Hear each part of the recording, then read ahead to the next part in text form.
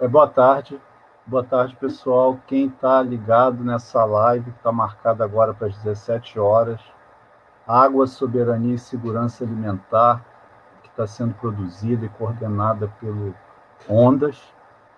É só aguardar um pouquinho que está chegando mais pessoas para a gente começar esse debate. Daqui a pouco eu vou, quando derem ok para iniciar, eu vou apresentar a nossa convidada e o nosso convidado. Opa, já tem ok, vamos começar então. Eu me chamo Aércio Barbosa de Oliveira, eu integro o Ondas, faço parte do Conselho Orientador do Ondas e também eu sou educador popular de uma instituição não governamental chamada FASE, Solidariedade e Educação. E hoje, dando sequência às lives que o Ondas tem produzido, eu fiquei nessa incumbência aqui de mediar esse debate sobre esse tema, que é água e alimento. Só antes de eu apresentar os nossos convidados, eu queria falar um pouco, de forma breve, o que é o Ondas, né? O Ondas é o Observatório Nacional dos Direitos à Água e ao Saneamento. É uma organização sem fins lucrativos, uma organização da sociedade civil de direito privado, e entre os seus integrantes tem pesquisadores, pesquisadoras, movimentos sociais, movimento sindical, organizações da sociedade civil, como a FASE, e desenvolve um trabalho de pesquisa, de levantamento de dados numa perspectiva crítica para enfrentar todo esse processo de ataque aos serviços públicos de água e saneamento, essa sede, digamos, né, essa sede enlouquecida do governo em privatizar a água, em mercantilizar, em precificar a água, que é um bem comum. Esse é um pouco o trabalho do Ondas e portanto, nesse momento tão duro, né, dessa crise sanitária, dessa pandemia, é muito oportuno a gente utilizar esses meios para fazer o debate, esses meios virtuais, essas plataformas. É isso que a gente está fazendo. O Ondas, bem recentemente, nesse processo todo de pandemia, elaborou uma carta pública com 10 medidas emergenciais para assegurar condições sanitárias de água e saneamento no Brasil, e foi também publicado, está sendo divulgado em plataformas digitais e está sendo impresso em algumas regiões um informativo popular a respeito do direito à água. Então, essas são algumas iniciativas mais recentes. A gente tem um site, que é o ondasbrasil.org.br, quem tiver mais interesse, ir lá, inclusive se filiar ao Ondas, né? O Ondas é uma organização formada por associados e associadas. As pessoas se filiam, vocês podem olhar lá no site. É uma organização que foi criada recentemente, mas já está com um trabalho vigoroso em tão pouco tempo e aglutinando tantas pessoas interessantes e especiais. Bom, vamos tratar então do nosso tema diretamente: água e alimento, né? Água, soberania e segurança alimentar. Vou fazer aqui a apresentação, vocês estão vendo no vídeo. A gente está aqui com a professora Irene Cardoso, engenheira agrônoma, professora da Universidade Federal de Viçosa e participa da Associação Brasileira de Agroecologia. Boa tarde, Irene, tudo bem? Boa Obrigado tarde. aí por estar participando com a gente dessa live, ter aceitado o convite. Também está com a gente o Luiz Arref, que é membro da coordenação do Movimento dos Trabalhadores Rurais Sem Terra e doutor em Geografia. Boa tarde, Luiz Arref. Também muito obrigado aí por estar participando dessa live, ter aceitado o convite de passar essa tarde aí com a gente, assim, uma horinha. Boa tarde a todos e todas. Bom, só para situar quem está acompanhando a live, a ideia nossa aqui é a gente estar nesse diálogo até às 18 horas, né? 18, 18h15, um total aí de 1 hora, e eu vou iniciar com uma pergunta, a mesma pergunta tanto para a Irene como para o Luiz Zarref. Eles vão responder e a gente vai estar recebendo também a pergunta de vocês, né? Vocês vão mandar, quem está no Facebook, eu acho que a gente não está no YouTube, mas no Facebook vocês podem mandar a mensagem, eu estou pegando aqui e vou passar para eles. A primeira questão que eu queria colocar é o seguinte: hoje, além de todos os problemas que a gente tem enfrentado com essa pandemia, tem duas grandes questões que se conectam diretamente com o nosso tema. De um lado, o Brasil já voltou, ou está muito perto, de entrar no mapa da fome. Dados recentes apontam, da ONU, da Organização das Nações Unidas, apontam que cerca de 9 milhões de brasileiros estão passando fome. Isso é algo extremamente preocupante, e com a pandemia, como foi hoje, saiu logo cedo num boletim Outra Saúde, dos Outras Palavras, também um pronunciamento do chefe do Escritório Brasileiro do Programa Mundial de Alimentos da ONU, assustadíssimo, falando sobre a quantidade de pessoas que entram no estado de pobreza, de miséria e, consequentemente, passam fome. Então, a pandemia agrava isso. E, por outro lado, nós temos um outro problema relacionado à água, que cidades como São Paulo, 2014, entre 2014 e 2016, teve problemas seríssimos de abastecimento, falta de água, escassez, rodízios no abastecimento, teve abastecimento comprometido. O Rio de Janeiro também sofre um estresse hídrico. O grosso da região metropolitana do Rio depende muito da água do Paraíba do Sul, que está tendo problemas de contaminação da água, assoreamento. E você tem lugares como Pernambuco, num processo que se intensifica, avança a desertificação no semiárido de Pernambuco. No Ceará, você também tem problemas seríssimos. Ou seja, você tem aí uma combinação muito, muito perversa. Portanto, eu queria que vocês dois, queria começar com a Irene, que falasse um pouco, diante desse contexto que eu apresentei, o que vocês poderiam falar, nos ajudar um pouco a refletir, pensar até nas nossas práticas, no nosso modo de vida, dessa relação entre água e alimento. Então tá, começo eu, né? Eu agradeço o convite de estar participando, porque é sempre bom a gente ter uma oportunidade de diálogo para ir aprofundando os nossos entendimentos daquilo que é essencial para as nossas vidas, como é o caso da água e a questão do alimento, né? Sem água, a água é um dos principais alimentos, tem que ser considerado como um alimento, e ela está presente nos nossos alimentos, nas nossas vidas. Mais de 80% dos nossos corpos são compostos de água. Mas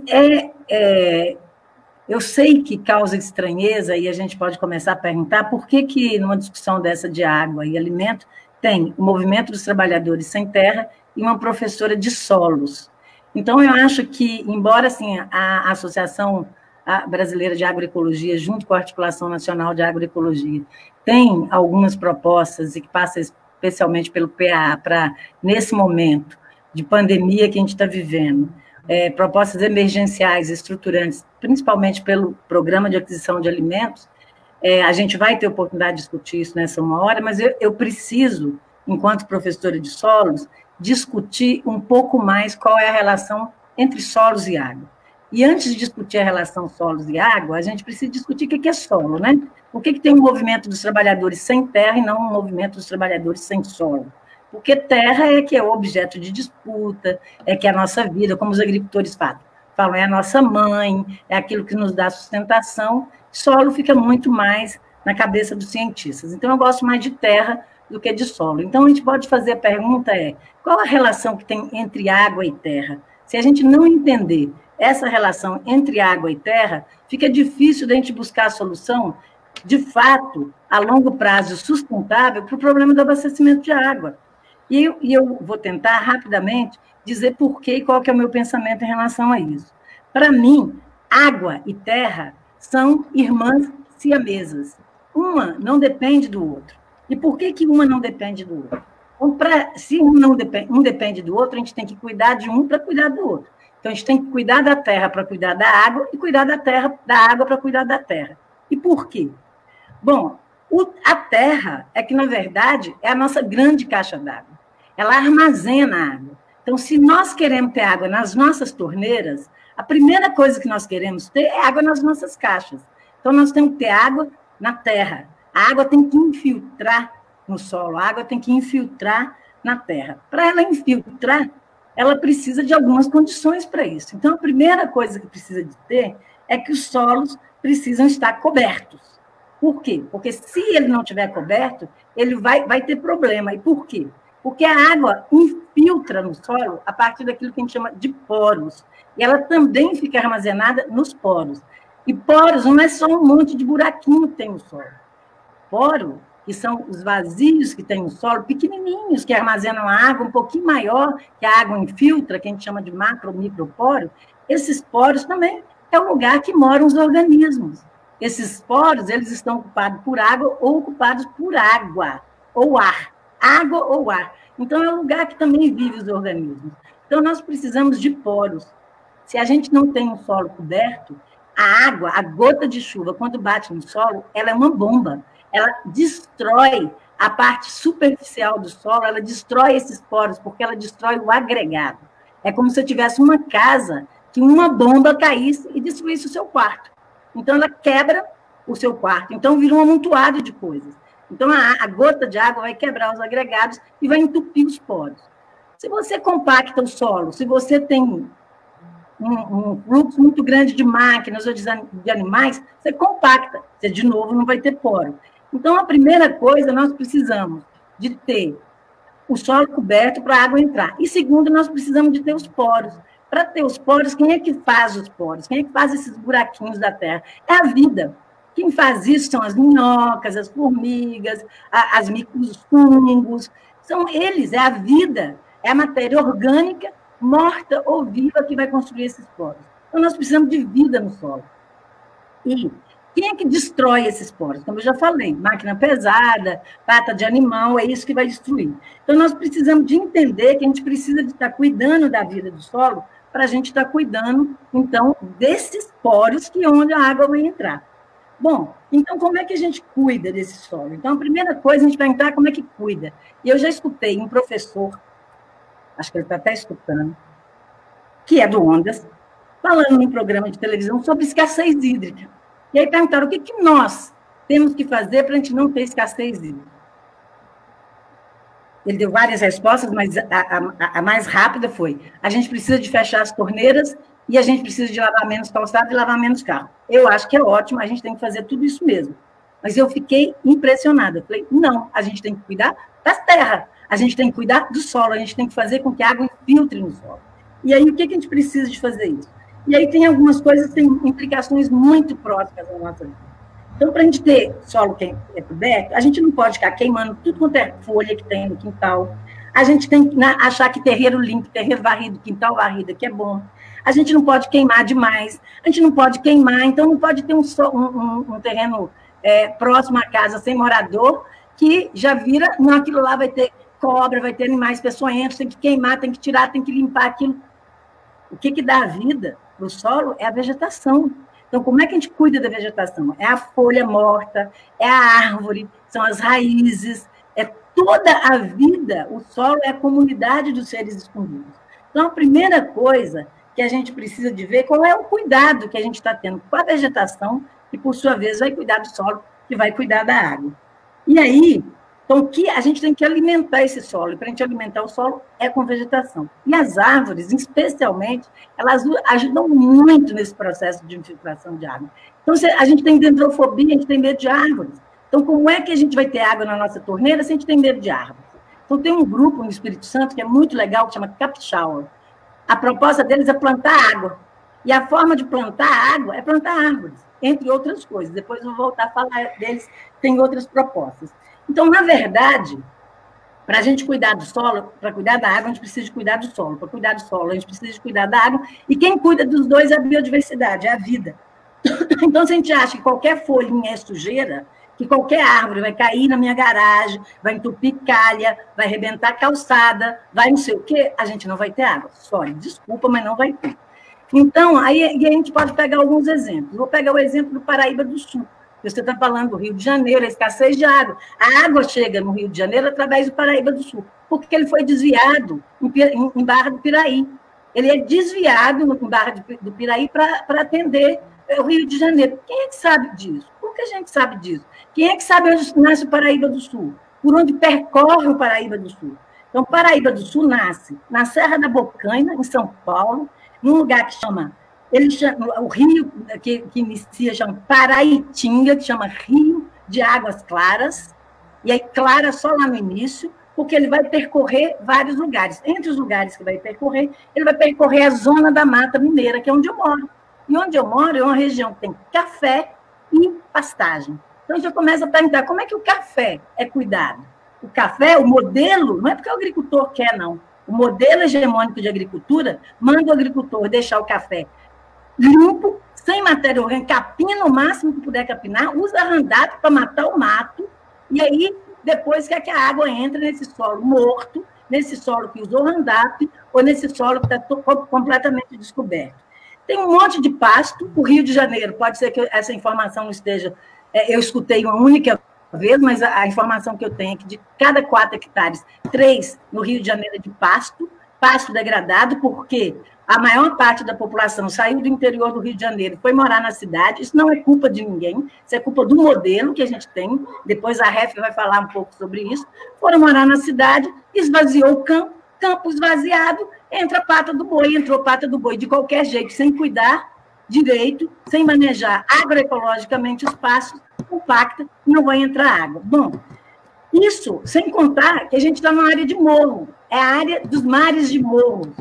É o mar de morro, que é tanto morro, e o formato do morro leva esse nome, mar de morro. O mar de morro o morro é a caixa d'água. E o que acontece? E aí é muito importante entender isso. No Código Florestal, que determina as áreas de preservação permanente, em volta da nascente, beirada de rio, é a área de preservação permanente. Topo de morro também é o terço superior do morro. A parte final, de cima do morro, é a área de preservação permanente. O que os nossos deputados, aquele bando, que não são todos, porque tem muitos muito bons lá, que a gente tem que saber diferenciar o joio do trigo e valorizar. Mas a maioria de homens brancos, ricos e machistas e velhos fizeram o quê? Mudaram a definição de morro. Então, o que é a definição de morro? Entra um critério de declividade, tantos critérios que a gente não tem mais morro em Minas Gerais. Por que a gente não tem mais morro em Minas Gerais? Porque para não ser área de proteção permanente. Então, na lei de Deus, a gente tem morro, na lei dos homens, a gente não tem morro. E aí, se a gente não tem morro, por quê? Para evitar que o terço superior seja área de preservação permanente. Em nome de quê? Da produtividade. Produtividade de quê? De pasto degradado. Então, e as pessoas estão na cidade dizendo, o que eu tenho a ver com isso? Tem. que a maior parte dos deputados que fizeram essa lei foram votados por pessoas que também estão na cidade. Então, como é que a gente entende que isso é extremamente crucial, a gente ter a proteção dos nossos morros para a gente ter água nas nossas torneiras?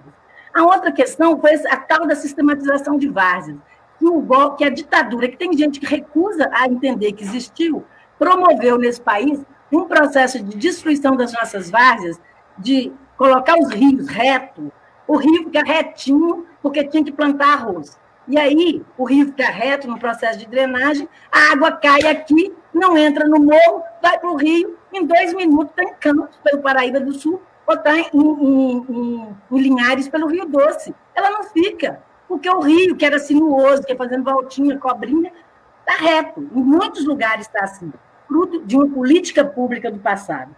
A outra questão são as nossas estradas. Ninguém cuida direito. A minha casa tem uma barraginha que recebe água da estrada. São litros de água que vem da estrada e fica no meu quintal. A água fica aqui. Então, como é que a gente segura toda a água de estrada? Por fim, para terminar essa parte, de entender quais são os problemas que tem a mineração. Por exemplo, a mineração da bauxita está em torno aqui do Parque Estadual da Serra do Brigadeiro e sendo financiado pelos governos para minerar bauxita para fazer alumínio. E quem é mais importante na nossa vida? É alumínio ou água? Destruindo as nascentes e querendo, forçando para destruir as nascentes. Todo mundo sabe o que aconteceu na região do Rio Doce com o crime da Samarco e da Vale do Rio Doce, com a destruição lá em Brumadinho, com o problema das barragens em Brumadinho e Mariana. Então, o problema da mineração é extremamente sério. Bom, esses problemas são problemas do meio rural, mas esses rios, eles vão passando por cidades. O Paraíba do Sul, que abastece o rio, passa em São Paulo, em São José dos Campos, Taubaté, no Rio de Janeiro, em Vassouras, em Barra do Piraí, em Minas, em Muriaé, em Juiz de Fora. E aí, como é que a gente cuida? Tudo isso que eu falei não é só para a roça, não. Como é que a gente cuida dos nossos quintais? Então, a primeira coisa que a gente tem que saber é que terra não suja, purifica. Porque é a nossa mãe, é que dá a vida e que nos acolhe depois. Árvore não é assassina.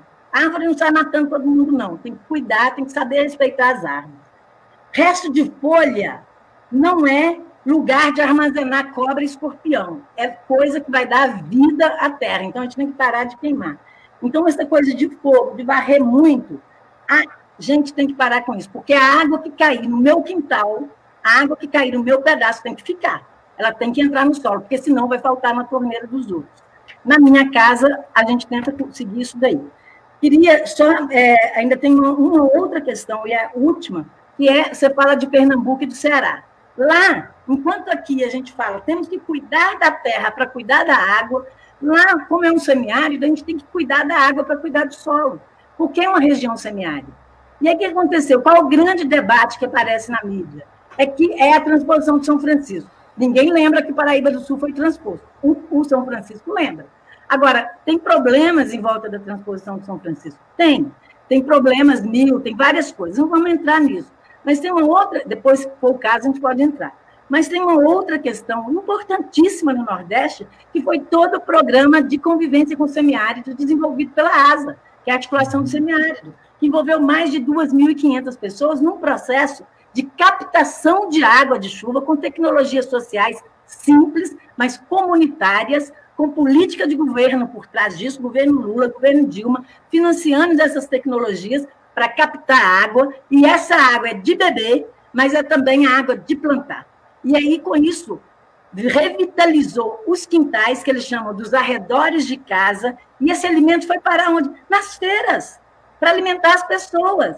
E isso é renda, que o agricultor também gera, e a agricultora gera economia, gira a economia no lugar. Então, as propostas de convivência com o semiárido do Nordeste são maravilhosas, as pessoas precisam de entender e compreender quais que são qual que é esse conjunto de tecnologias e de ações que foram feitas no semiárido e que correm o risco de parar agora.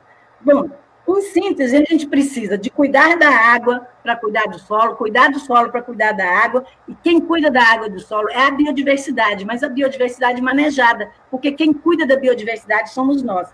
Então, se nós queremos água na nossa torneira, nós precisamos de duas coisas.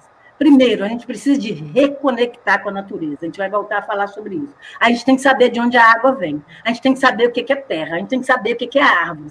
E a gente tem que reconectar com a política. Porque, na verdade, por trás disso tudo, tem políticas públicas que vão uma ou outra direção, que favorecem determinados grupos ou outros grupos. E aí a gente fica achando que política é tudo igual, que é todo mundo corrupto, e não vai apostar em políticos que vão com a gente, e aí não é votar e deixar para lá, construir políticas públicas que vai numa ou outra direção. Desculpa eu ter alongado, mas eu prometo nas duas próximas perguntas ser mais breve. Tranquilo, Irene. Muito obrigado. Depois eu quero até pontuar questões aí que você colocou, porque eu vivo num centro urbano, eu vivo na metrópole do Rio de Janeiro, em Nova Iguaçu, e eu sinto na pele, no meu cotidiano, essas coisas aí que você falou, retificação de rios, passar cimento no quintal, quintal bom é sem plantio, sem planta, você ou asfalta ou passa cimento, vai permeabilizando o solo, enfim, mas a gente fala mais disso já já. Sarref, por favor, então. Estão me ouvindo? Muito bem, eu estou. Muito bem. Boa tarde novamente a todos e todas que estão ouvindo agora essa live ou que vão ouvir depois, né? Agradecer em nome do Movimento Sem Terra o convite do Ondas, nós também integramos o Ondas, e reconhecer a importância desses espaços, né? Nós tudo estamos meio agoniado com esse negócio do mundo virtual, tem uma certa característica de tristeza, porque a gente não pode se conectar, se tocar, se olhar de fato, mas também nós temos a clareza de que nós estamos fazendo um enfrentamento importante da maior crise que vivemos nos últimos 100 anos, e esses espaços cumprem um papel muito importante. Agradecer o AES pela mediação e o início aí já da fala da professora Irene, que já trouxe vários elementos aqui que eu vou aprofundar alguns e trazer outros elementos novos, mas essa aula, que careceu um pouquinho mais de tempo, mas foi fundamental, porque quando nós conversamos sobre água, nós temos que conectar essas duas dimensões da vida no campo e na cidade. E antes de entrar aqui no tema especificamente, eu quero falar de 3 coisas rapidamente que tem muita conexão. A primeira, lembrar que ontem nós, povo brasileiro, tivemos uma vitória muito importante, porque derrotamos a MP 910. A MP 910 era a MP da grilagem do desmatamento. É uma MP que ia entregar 65 milhões de terras públicas na sua grande maioria, ocupadas por povos indígenas e tradicionais, queria entregar elas ao latifúndio, ao agronegócio. Então foi a pressão popular, junto, como bem disse a Irene, os partidos de oposição, os partidos responsáveis com a luta popular, que conseguiram derrotar essa MP. Agora, é muito importante que todos e todas se mantenham alerta, porque os ruralistas ficaram possessos com a derrota e, com certeza, nós vamos ter outros enfrentamentos ainda. Mesmo que seja um completo absurdo, que nós deveríamos estar no momento de unidade nacional para salvar vidas, para pensar como sair dessa crise sanitária e da crise econômica. É um completo absurdo eles colocarem esse tipo de pauta, além do mérito, né? O próprio momento não cabe isso, mas eles vão fazer porque eles não têm menor compromisso com o povo brasileiro, com o país e com a natureza. O segundo ponto, que também tem conexão, é que hoje foi lançada a plataforma emergencial do campo, das águas e das florestas em defesa da vida e para o enfrentamento da fome diante da pandemia do coronavírus. É um grande arco de alianças, inclusive a própria Ana, que a professora Irene faz. Opa. Oh, meu Deus, que pena. Acho que travou. Oi. Ah, tá, deu uma travada. Estão ouvindo? Você falou a professora Irene, Ana, a isso professora travou. Irene, a própria FASE, várias organizações sindicais dos movimentos populares fazem parte da construção dessa plataforma. Eu recomendo que cada um e cada uma possa acessar, porque ali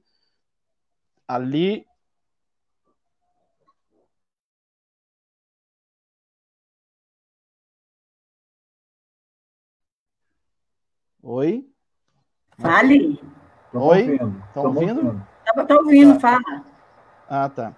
Então, uma importante plataforma que traz o que o povo do campo, o projeto do campo, está colocando como perspectiva para esse momento que nós estamos vivendo. E o terceiro, trazer aqui inspirado nas falas da professora Irene, que todos possam acessar, todos e todas possam acessar o site da Livraria Expressão Popular. Eu estou aqui com um dos livros da expressão da professora Ana Primavera, Convenção dos Ventos, que inclusive traz um conto sobre o rio Tietê, trazendo, infelizmente, essa destruição do rio Tietê de forma muito simbólica e acessível para a nossa juventude. Bom, entrando no tema propriamente dito, que você bem colocou, Aécio, acho que algumas coisas são importantes para incorporar também no que a professora Irene trouxe. Primeiro, a água é um bem comum, ou seja, ela é um bem dos povos. Ela é o elemento fundamental da vida, né? Se a gente olha essas pesquisas planetárias, elas buscam o que nos outros planetas? Justamente água. Então, nós temos um bem que é finito, por isso ele é um bem comum. E como muito bem explicou a professora Irene, diferente do que se ensina normalmente nas escolas, de maneira geral, né? Depois eu vou falar da educação do campo, a água tem um ciclo territorial. Ela não é aquele desenho que normalmente faz assim, parece que a água sai daqui do nosso território e vai lá para o oceano. Isso cria uma desconexão. Na realidade, a água está dentro de um território, e quando a gente fala de território, nós estamos falando de terra, de biodiversidade e de gente, e de povos. Então, essa é uma primeira dimensão que nós temos que ter. Por que ela é fundamental? Porque se nós formos pensar ela como um bem comum do povo, ela é um bem que não pode ser privatizado. Então, aqui nós vamos entrar numa questão central. O inimigo da água, e nós entendendo a água nesse contexto todo como bem comum, é a propriedade privada. E se nós não atacarmos a propriedade privada, nós não vamos conseguir fazer o debate completo da água. E a nossa Constituição, com todos os limites dela, mas ela traz esse bem comum, esse interesse público, esse interesse coletivo sobre o interesse da propriedade privada. A própria lei de recursos hídricos, né, o nome ruim, ela tenta trazer alguns elementos aí de controle, de gestão, via comitês, que são extremamente ineficientes, mas eles tentam trazer esse contexto de como o coletivo da sociedade vai manejar esse bem comum finito. O problema é que nós temos o império da propriedade privada. E esse império da propriedade privada subordina esse bem comum à lógica do lucro. Eu falo do Cerrado. Eu falo aqui de Goiás. Normalmente se fala, o Cerrado é a caixa d'água do país. Nós, do Cerrado, e o conhecimento ancestral, tradicional, gostamos de falar em outro termo. Nós somos a mãe d'água do país. Porque aqui se vertem as principais bacias hidrográficas do nosso país. E justamente nesse Cerrado, nós temos 3 formas de acumulação capitalista que vem destruindo essa mãe d'água, que vem agredindo essa mãe d'água. A primeira, a professora Irene citou, a mineração. A mineração, ela é uma forma de acumulação capitalista de intenso uso dos recursos hídricos. A região onde vem minha família, Catalão, no sudeste goiano, tem grandes explorações minerais. Goiás é o 4º estado mais minerado do país.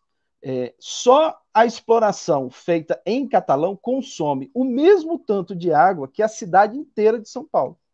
Para a gente ter uma ideia do nível que a mineração impõe do uso, da explotação da água.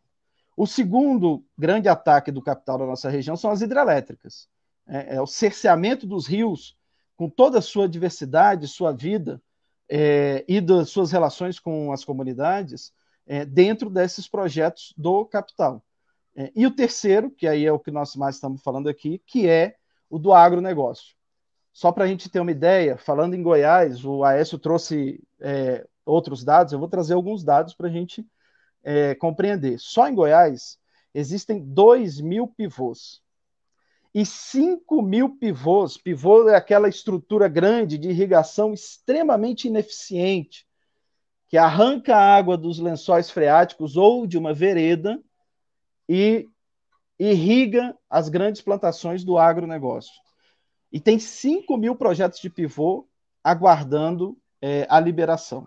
Então, é uma bomba constante do capital, transformando esse bem comum em mercadoria. Quais são as consequências disso? Falando também daqui, para a gente trazer, a gente poderia falar de qualquer lugar do país, eu estou trazendo de Goiás. Se a gente imaginar aqui o estado de Goiás, o oeste do estado de Goiás, que vai entrar, o leste, desculpa, que vai entrar em fronteira com o oeste baiano, aquela região de Luiz Eduardo, de Barreiras, é a região de maior PIB per capita do país. Porque ali, o que se tem? Ali tem uma alta concentração de terra e de riqueza e exploração do cerrado. O cerrado está sendo destruído e as águas estão sendo consumidas. Ali tem a bacia do Urucuia. A bacia do Urucuia, o lençol freático do Urucuia, é justamente um dos principais lençóis que nutrem o Rio São Francisco na época da seca. Então, essa lógica do capital, ela destrói Goiás, mas ela destrói o nosso maior rio. Se nós olharmos para o outro lado, para o lado oeste de Goiás, o maior rio do Cerrado, que é o rio Araguaia, também está sendo assoreado e destruído por esses processos de exploração do agronegócio. Então, nós não temos como discutir. Depois nós vamos voltar para a conversa sobre a cidade, mas nós não temos como discutir a cidade e a água se nós não entendermos que há uma lógica do capital de utilizar esse bem comum como um dos elementos para produzir lucro. Para finalizar, então, o que a gente tem colocado? Né? Porque a água é alimento. Quando nós estamos falando de alimento, nós estamos falando justamente dessa diversificação do pensamento de como se alimenta o ser humano. Né? O Marx dizia que o alimento tem alimento para o estômago e alimento para a mente. Então, nós estamos falando que a água é esse alimento, porque ela compõe, ela é fator determinante, como bem explicou a professora Irene, da soberania alimentar e da agroecologia. Não é possível pensar o manejo desses sistemas agroecológicos sem a água, nas suas diversas formas que nós podemos utilizar nos vários biomas do Brasil. A água é alimento, porque nesse ciclo dela, que é territorial, ela tem um sentido com os mercados, com circuitos curtos de comercialização. Então, nós temos que pensar na soberania alimentar como essa forma de abastecer o povo daquela região. Ela é também alimento do espírito. Então, ela tem conexões diretas com rituais, com práticas tradicionais acumuladas pelos povos.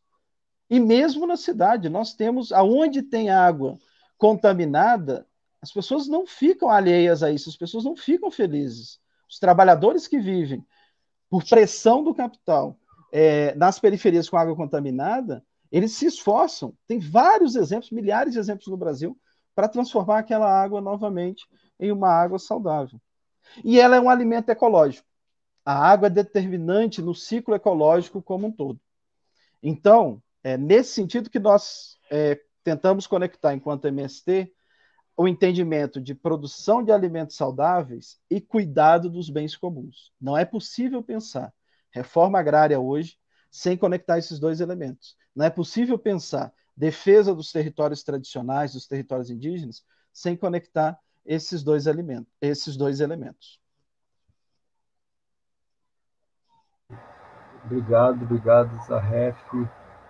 Então, nós temos aqui, tem uma audiência, pessoas participando, é mais do que audiência, né? As pessoas estão enviando mensagens, cerca de 100 pessoas. Então, tem pessoas aqui de diferentes cantos do país, do Nordeste, do Sudeste. Agora, tem algo que eu queria perguntar para vocês, eu acho que nessa primeira parte foi uma boa situada do trabalho que vocês desenvolvem, né, combinado com uma reflexão. Eu sei que a professora Irene já tive a oportunidade de ver outros trabalhos dela. É um trabalho que está na academia, mas muito colado com o trabalhador no campo, tem muita prática aí, não tem como ser diferente com esse tipo de comprometimento, de conhecimento crítico. Mas o fato é que teve duas questões aí que foram colocadas. Uma foi do Zarref, que para nós da FASE, a gente faz esse debate dentro do Ondas, fizemos no FAMA, no Fórum Alternativo Mundial da Água, que é o debate sobre os comuns.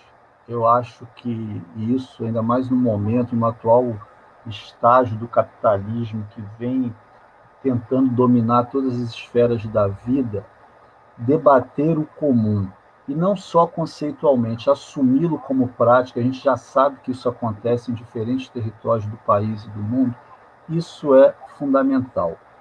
E tratando da água, do saneamento, a gente, dentro do Ondas, a gente faz um intenso debate para garantir o serviço público, um serviço público de qualidade, que seja universalizado na produção, distribuição de água, no tratamento do esgoto. Mas, aí da perspectiva da FASE, e a gente está fazendo esse debate, a gente está colocando aqui para as pessoas que estão nos acompanhando, o público mais, da nossa perspectiva, não é suficiente. É como se eu falasse, defender a empresa pública e a prevalência do comum, da garantia da água como um bem comum. Por quê? Infelizmente, o capitalismo utiliza de estratégias e mesmo empresas públicas acabam funcionando como uma empresa privada na lógica do lucro, na lógica do capital. Então, eu gostei dessa dimensão que o Zarref traz, que eu acho que a gente não pode perder de vista. E tem uma outra coisa, provocada aqui pela professora Irene, eu não escondi de ninguém que está me ouvindo e de vocês, eu moro num centro urbano, eu moro numa das regiões metropolitanas mais adensadas do país. E o Ondas, majoritariamente, você tem urbanitários, você tem sindicalistas que defendem essas empresas públicas de saneamento. E no Brasil tem uma tradição, pelo menos o Brasil do litoral, é uma tradição que foi se estruturando grandes empresas públicas de saneamento. Não é à toa que está todo mundo de olho, agentes econômicos, está aí no Congresso a alteração do marco regulatório de saneamento para facilitar a vida dessas empresas, que essas empresas, que comprem essas empresas públicas. Porque o Brasil é um dos poucos da América Latina que tem essa estrutura, né? Você tem empresas muito bem estruturadas. Eu costumo dizer, a Irene tocou nisso, que no saneamento as pessoas, no seu cotidiano, a pessoa lá no dia a dia, ela sofre uma profunda alienação na relação com a água. Nós aqui, eu estou falando euzinho, a gente tem dificuldade de entender. Eu sempre costumo brincar com meus colegas, minhas colegas de trabalho, para acontecer algo igual aconteceu em Cochabamba, para acontecer a revolta da água também em Correntina, parece que nos grandes centros urbanos, claro que tem satisfação, claro que tem revolta, mas as pessoas têm uma outra relação com a água e têm dificuldade, então, de entender. Então, fiz essa longa introdução, reconheço, mas para colocar o seguinte, nessa experiência de vocês, com diferentes manejos, agricultura familiar, agroecologia, qual a contribuição de todos esses processos o que vocês indicariam melhor como contribuição para o nosso cotidiano urbano, que é como a Irene falou, a gente aqui retifica rios, a gente aqui passa cimento no quintal, a gente não quer saber de mato, exatamente como a Irene colocou, de forma muito precisa. Como vocês poderiam contribuir ou falar para nós aqui que vivemos mais no urbano? Como essa relação água-alimento, com a prática de vocês, pode estar contribuindo para a gente mudar um pouco essa nossa cabeça, digamos assim? Quem começa? Eu começo? O Zarref? Pode ser? Pode ser, hein? Então, eu acho que, assim, todo esse esforço que a gente está aqui, no final de tarde, de falar esse monte de coisa, é para ir aumentando a consciência e o entendimento nosso, que não é a hora que eu falo, não é só quem está me ouvindo que entende, mas eu também, sobre esses processos naturais que garantem a vida. Então, este é um esforço. As pessoas da cidade, isso é um fato, elas estão alienadas, mas não é um fato que elas precisam de continuar alienadas. Então, elas precisam de compreender esses processos. Então, essa live, esse esforço que o Ondas está fazendo, chamando a gente que tem uma outra visão, que não é o pessoal que está diretamente trabalhando com o saneamento das grandes empresas, nesse debate, se é privado, se não é nesse sentido, de a gente aumentar a consciência. E aí, a gente tem que as pessoas que estão na cidade precisam de saber qual é a qualidade do alimento, o que elas estão comendo, por que elas estão comendo daquele jeito. Então, a agroecologia, só assim, resumindo rapidamente, o que eu falei antes, a propõe cuidar do solo para cuidar da água, e cuidar da água para cuidar do solo. Então, nós temos que saber quais são os processos. O solo, a terra, é a comunidade dos seres escondidos. Não deixe fazer com a comunidade dos outros o que você não quer que faça com a sua comunidade. Você quer que põe fogo na sua comunidade? Passa trator em cima da sua casa? Que joga veneno na sua casa? Então, todos esses processos que envolvem a produção de alimentos te interessam diretamente. E tem que estar compreendendo esses processos. Aí tem gente que fala assim, mas eu não sou da agroecologia. Eu falei, você come? Como? Então, você é da agroecologia, sim. Então, a agroecologia propõe fazer a discussão do solo e da semente à mesa.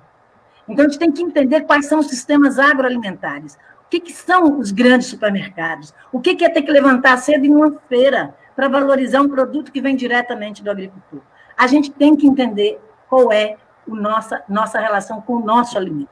Então, entendendo que para produzir alimento, solo e água tem que estar de qualidade, solo tem que ser protegido, não pode usar veneno, tem que ter vida, tem que parar com toda essa história da mecanização de grandes... Monocultura não traz vida, monocultura. Deus não fez... Olha para as matas. Está lá na Bíblia. Ele falou, olha, era tudo junto e misturado. Ele falou, e é belo. E agora vocês cuidam. Então, a gente tem que entender que monocultura não é de Deus. Bom, a gente, posto isso, uma outra questão que eu trouxe é que a gente precisa de saber reconhecer o valor das tecnologias sociais para coletar e armazenar água. Aí tem uma outra questão que eu também acho que é muito importante nas cidades, que é não sujar. A gente, além de ter que cuidar para ter água, depois que ela entra na nossa casa, nós temos que cuidar para não sujar. Como é que a gente cuida? Porque não adianta, Zarref falou, água tem uma conexão espiritual, água tem memória, esse é o princípio da homeopatia. A gente faz cocô, xixi na água, depois passa lá um alumíniozinho nela, bebe e acha que está tudo bem, que está ótimo, que vai ter saúde. Essa água guarda essa memória. Eu falo com meus estudantes, vê essa água aqui, é um bostódromo. Agora, tem uma boa notícia para te dar, mas é bosta de rico. Aí eles olham e falam assim, tem diferença de bosta de rico para bosta de pobre? Agora tem uma outra notícia, logo ali tem uma estação de tratamento. Dizem que vai limpar a água para você beber. Vai? Duvido. Então, como é que a gente não suja a água? A gente tem que começar a entender, e aí eu acho que essa discussão do saneamento é muito importante, e eu tenho na minha concepção o seguinte, tudo que concentra é ruim. Terra, água, dinheiro, bosta. Então, quando a gente tiver oportunidade, possibilidade, por exemplo, no meio rural, de ter unidades descentralizadas, é isso que a gente tem que ter. Nas cidades, a gente tem que caminhar para isso também. Por que a gente não pode ter fossa evapotranspiradora, fossa biodigestora nas nossas casas, para a gente não ter que ficar levando bosta para o Estado cuidar? A gente pode cuidar também dos nossos resíduos. Como é que a gente avança nisso? Para a gente ter banheiro seco, para a gente ter fossa evapotranspiradora, para ter fossa biodigestora, para evitar isso. Então, aqui na Zona da Mata, em Paula Cândido, tem uma comunidade que chama São Mateus. Eles falaram, a gente quer produzir alimentos, horta, para o PENAI, que é o Programa Nacional de Alimentação Escolar. Mas nós não podemos fazer isso com a água suja. Eles se organizaram, A comunidade, a última vez que eu visitei, tem uns 3 ou 4 anos, tinha 80 famílias, eles já tinham feito fossa biodigestora, que é uma tecnologia social simples, Caratinga está usando, Pindamonhangaba está usando, vários lugares. 80 famílias, 50 já tinham fossa biodigestora, com a ajuda da Emater, com a ajuda de outros órgãos, muito pouco, a partir da organização das comunidades. A outra questão é do lixo. Matéria orgânica na cidade é lixo, na roça é alimento da vida do solo. Aí eu moro na casa, mas eu jogo toda a casca de banana para o caminhão da prefeitura passar e pegar.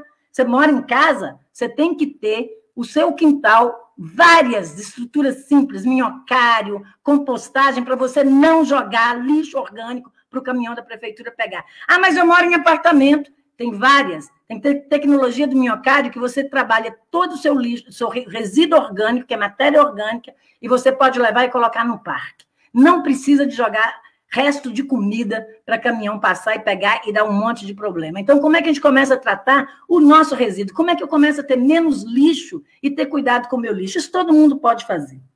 A outra coisa, que parece muito esquisito que eu vou falar, mas qual é uma das fontes de água mais nutritiva que a gente tem, que a gente joga tudo fora e joga no rio? Xixi humano. Como é que a gente começa a trabalhar os nossos resíduos? Então, cocô, tem banheiro seco, tem minhocário, é mais difícil. Xixi não é difícil. Agora, xixi é uma solução nutritiva. E quando você não tem nenhuma infecção, ele é puro. Agora, mas você não sabe se tem, se não tem. Tem países como a Suécia, tem países como a Burkina Faso, para dar exemplo de um país pobre e de um país rico, que está utilizando xixi. No Brasil, tem gente estudando como é que a gente aproveita melhor os nossos xixis. E é um grande debate, mas é uma grande fonte de água e de nutrientes que a gente joga fora. Uma vez eu falei com um agricultor do Movimento Sem Terra, no Sergipe, ele falou, eu estava com vergonha de te dizer, mas aqui em casa todo xixi vai para compostagem.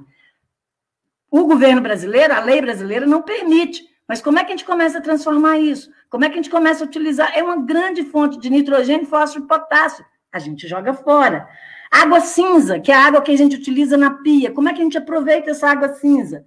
Como é que a gente aproveita para irrigação, para plantar, para produzir alimento nas pessoas que moram em casa, que tem quintal? Ah, mas eu moro em apartamento. Tem outras soluções também para apartamento, como eu já falei do minhocário, de você cuidar de áreas próximas. Então, tem que revitalizar as cidades, tem que repensar as cidades também. E aí, claro que os meus exemplos, como vocês falaram, ele é mais ligado ao meio rural. É meu território de ação. Aí eu vou dar 2 exemplos, que chamam Belisário. Um Belisário em Simonésia, que é uma comunidade quilombola, que eu vi a agricultora, presidente da FETRAF, Minas Gerais, entrar no rio, beber água do rio. E falou, eu bebo porque eu posso beber. Por quê? Porque a gente tratou o lixo, a gente primeiro evita trazer lixo para a roça. Lixo não nasce na roça, lixo nasce na cidade. Então, menos lixo possível. Segundo, casca de banana na roça não é lixo, vai para o quintal. Trabalhou toda a questão dos agrotóxicos, pouquíssima gente usa agrotóxicos, semente crioula, tirando transgênico, tirando tudo, trabalhou saneamento a partir das fossas biodigestoras e evapotranspiradoras. Então, ela pode entrar no rio dela e beber. A comunidade limpou o rio. O outro exemplo de Belisário, que é em Muriaé, que é na área da mineração de bauxita, eles falaram, bauxita que não, foram lá e criaram um patrimônio hídrico. É bacia do Paraíba do Sul. Aí eu falei, o Paraíba do Sul nasce na Bocaina, alguém falou, não, nasce na Lagoa do Paraíba. Não, ele passa a chamar Paraíba do Sul ali, mas a nascente mais distante da foz é na Bocaina. Agora, o Rio Muriaé é afluente do Paraíba do Sul.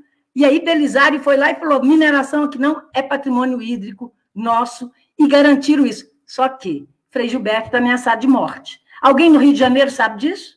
Para protegê-lo, para ajudar a proteger? Não. Então, a gente precisa de engajar e compreender esses processos como um todo. Então, tem atividades que pode fazer na minha casa, cuidar da minha casca de banana para ela não virar lixo, e tem atividades que eu preciso de compreender o que está acontecendo nesse país. Entender que o Frei Gilberto está sendo ameaçado de morte para proteger a água que vai chegar no Rio de Janeiro. Então, eu acho que... E depois eu tenho outras questões, mas eu falo depois que eu estou falando de... Obrigado, Irene. Zarref. Então, eu estou metendo o dedo aqui direto, é porque eu estou no celular, deu uns problemas, esse mundo virtual é meio complexo, né? Mas eu também estou entendendo que o nosso tempo está meio curto, né, Aércio? Sim, a gente tem mais ou menos até mais uns 15 minutos. Tá 10, bom. 15 minutos.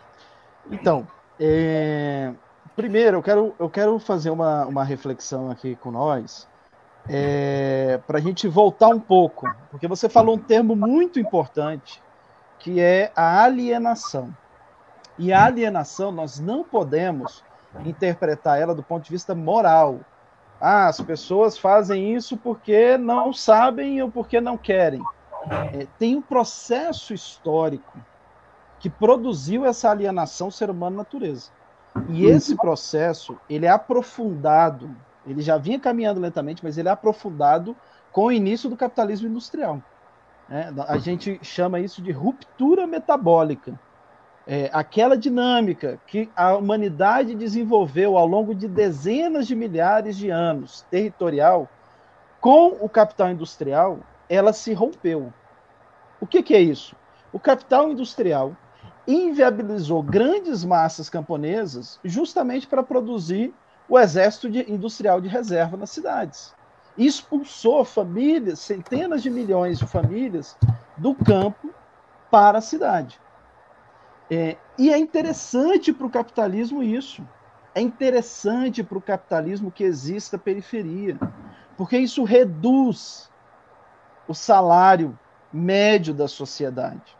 Isso degrada o ser humano e força ele a ser explorado por valores cada vez menores. Estou dizendo isso porque a primeira solução para o problema das grandes cidades é reforma agrária. Nós não temos como discutir a questão das grandes cidades se nós não pensarmos na reforma agrária popular e na defesa dos territórios, porque também a destruição dos territórios também expulsa as comunidades tradicionais, os povos indígenas para a cidade. Então, quando nós estamos falando de reforma agrária popular, nós estamos reformulando aquela síntese histórica que vem lá da Revolução Mexicana.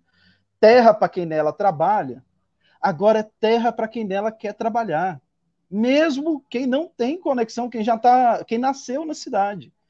Porque essa lógica de poucas grandes cidades com milhões de habitantes, ela não é natural. Ela é produto da lógica geográfica do capitalismo. E se nós não entendermos isso, nós não vamos conseguir fazer o enfrentamento.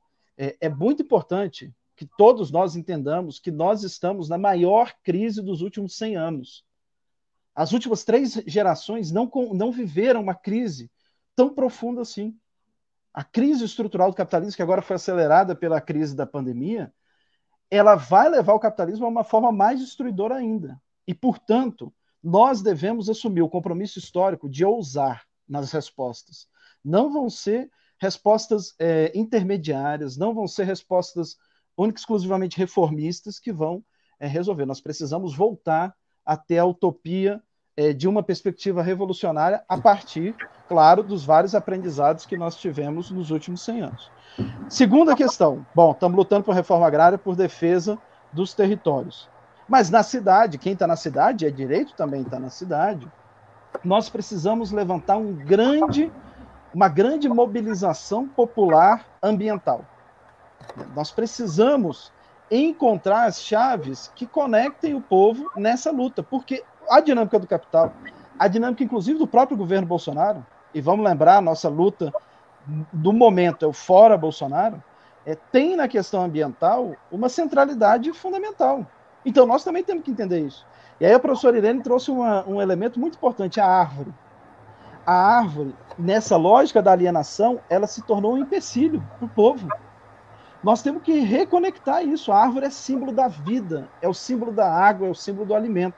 Então é nesse sentido que o Movimento Sem Terra tem feito o esforço aí do Plano Nacional Plantar Árvores, Produzir Alimentos, que é um grande esforço nos nossos territórios, de recuperação de nascentes, de beiras de rios, de massificar as agroflorestas, os quintais produtivos, mas também de contribuir com o povo, as praças, as beiras de rio. Nós temos que transformar isso numa grande mobilização popular, porque ela tem um sentido imediato, que é enfrentar uma consequência prática do governo Bolsonaro e das elites que o defendem, mas tem uma perspectiva de elevação do nível de consciência humanista.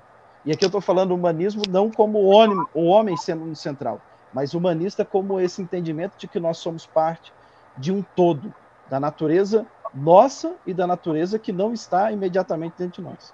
E o terceiro ponto é o do saneamento ambiental popular, do saneamento básico popular.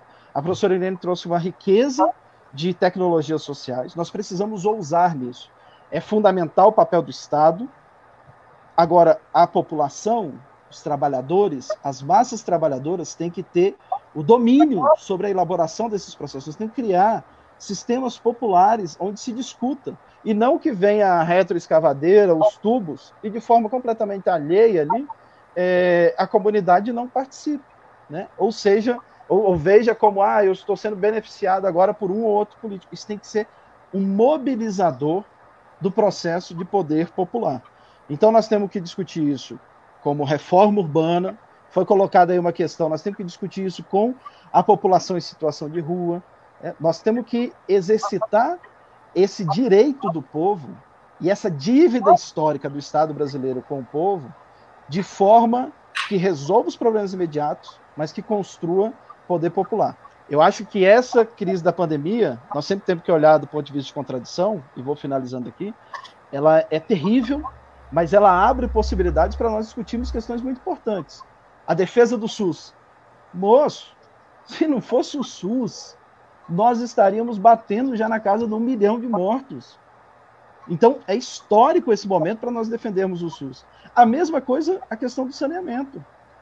Está colocada no elemento central a questão do saneamento.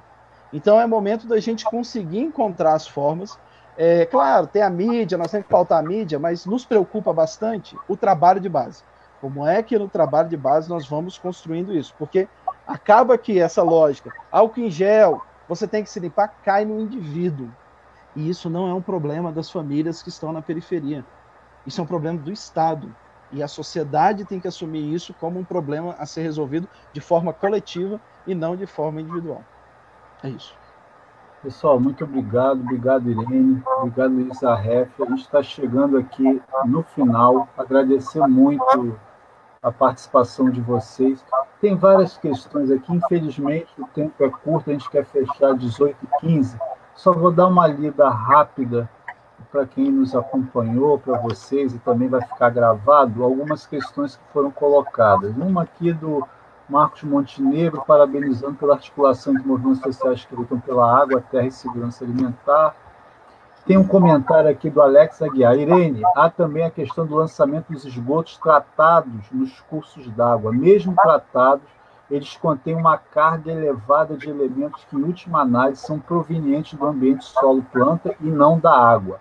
Retornar o esgoto tratado ao solo parece ser a alternativa de maior equilíbrio natural, possibilitando o reenquecimento do solo e a recarga do lençol freático aqui. Aí, falando, né, um comentário aqui que tramita do Edson, que tramita no Senado Federal um projeto de lei do Tasso Gereissati, que altera a Política Nacional de Recursos Hídricos.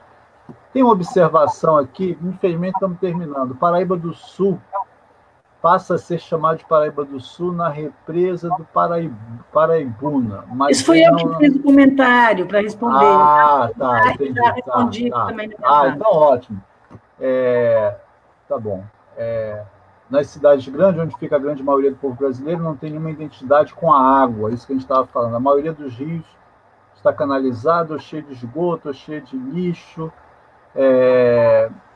Como tem identidade com algo que só nos causa problema. Enfim, foi muito interessante, o tempo é curto, a gente vai aprendendo o que o Zarref falou, como é que a gente substitui nesse momento o toque, né, mais afetuoso, do corpo a corpo, face a face. Eu acho que isso é uma maneira também das pessoas se sentirem mais próximas que participaram. Então, mais uma vez, muito obrigado.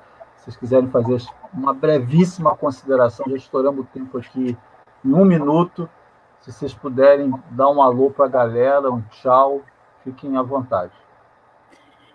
Uma pena, porque tinha outros elementos muito importantes para trazer. Mas, rapidamente, eu queria dizer que antes da água ser suja no esgoto e na enchente, ela sai no chuveiro, na torneira, no seu corpo. Então, não tem identidade com a água, porque a água causa só problema. A gente tem que repensar a nossa vida com muita seriedade, né?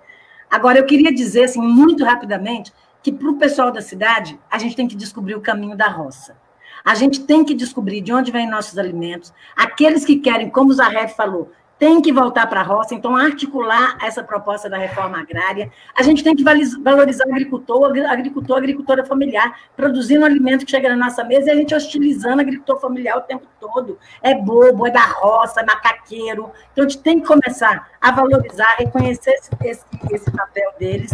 E a gente também tem que entender que para a cidade é muito difícil, porque é isso que o Zaref falou, eles são expropriado, não só na força de trabalho, mas a identidade. Então, como é que a gente também luta para ter 40 horas semanais, para ter qualidade de transporte, para as pessoas chegarem em casa, para não ter que trabalhar 8 horas e tanto por dia, trabalhar 44 horas semanais. Tem país na Europa que já está em 7 horas por dia e não trabalha sábado e domingo, para as pessoas terem tempo de cuidar dos seus jardins, para as pessoas terem tempo de cuidar da sua alimentação, para ir numa feira, para ir na roça, para passear, para comprar, para reconhecer, para se reconectar com a natureza, e aqueles que quiserem mudar para a roça também que mude. Então, precisamos de buscar urgentemente, de fato, essa integração campo-cidade, onde um entende e ajude a resolver o problema do outro. Então, na cidade tem problema e na roça também tem, e esse meio do caminho está cheio deles. Então, a minha proposta é: ache o caminho da roça urgentemente, seja para valorizar o alimento de onde vem, comprar das redes de circuitos curtos de comercialização, ou então se junta ao Movimento Sem Terra, que é o movimento mais pacifista de reforma agrária que existe no mundo. A defesa que o Movimento Sem Terra só testemunha disso, trabalha com as vidas das pessoas e lutando pela reforma agrária, e fica sendo marginalizado, e o Movimento Sem Terra falando: estamos preocupados com a cidade, produzindo alimentos de qualidade. É muita generosidade, porque tem um monte de gente na cidade falando que o Movimento Sem Terra é um monte de criminoso, um monte de bandido. Então, vamos agradecer a existência do Movimento Sem Terra, que é o movimento social maior que existe na América Latina e talvez no mundo, e é um movimento pacifista, que a principal arma é o corpo das mulheres, das crianças e dos homens na luta pela reforma agrária. Obrigado, Zaref. E depois a Fernanda, que está nesse processo, e o Edmilson, que estão na produção dando suporte, pedem para a gente não se desconectar, a gente se manter aqui. Vamos lá, Zaref. Caberia nós fazer vários outros pontos, né? Tem essa dimensão que a Irene trouxe da luta feminista. Nós temos construído o feminismo camponês popular. Como é que a gente discute agroecologia também é uma forma de enfrentar a violência contra as mulheres, né? Teria o da educação, tem uma dimensão toda que a gente poderia passar aqui discutindo da educação do campo, educação na cidade, mas fica para os outros momentos, né? A mensagem que eu quero passar aqui nós vivemos um período muito difícil. Nós temos que se cuidar, nós temos falado do isolamento produtivo, né, do MST, que é produzir alimento para o povo. Nós estamos fazendo os atos de solidariedade, mas é um período de enfrentamento e não se acaba logo. Nós temos que ter essa dimensão. Mesmo que a pandemia, e todos os estudos têm mostrado que nós vamos ter que conviver com ela até o ano que vem, mas mesmo depois da pandemia, as formas do capitalismo, elas não estão paradas, elas não estão em isolamento, elas estão avançando, seja no desmatamento, que está 70% maior esse ano, seja nas formas de exploração dos trabalhadores, que agora estão trabalhando, os que estão em casa estão trabalhando 15, 16 horas por dia. Então, é um período muito difícil, mas é um período também de construir esse novo mundo que nós queremos. Não vamos se abater, não vamos se isolar do ponto de vista da saúde mental. Esses espaços são muito importantes, mas, para além disso, na história da humanidade, é a perspectiva de um mundo melhor, de um mundo justo. Não é mais justo, porque esse mundo capitalista não é justo, de um mundo igualitário, de uma reconexão ser humano-natureza, sociedade-natureza, que mobilizou as pessoas a lutarem contra os sistemas da morte, do lucro. Então, vamos se alimentar dessa perspectiva, porque a batalha é dura, mas nós venceremos. Um grande abraço a todos e todas. Obrigado, gente. Valeu, pessoal aí que estava conectado, que acompanhou esse debate. Uma boa noite, uma boa semana e estamos juntos. Boa noite, obrigado. Fora Bolsonaro! Fora Bolsonaro! Fora Bolsonaro!